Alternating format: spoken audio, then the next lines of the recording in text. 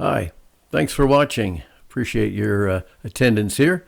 And this is another kind of off the beaten path Utah adventure. When I talk about the beaten path, I would normally be referring to the 5 national parks in the great state of Utah. Been to most of them and thoroughly enjoy them. But this one is off the beaten path near Moab and Arches National Park. It's called the Potash Road, and it's well known for its petroglyphs on the sheer rock walls, and the windy road is interesting. We took it only a couple of miles or so up the road because they had some heavy rains when we were there in October, and there was still a lot of debris on the road. In any event, though, you've got petroglyphs up on the sheer rock walls, which was quite interesting to see.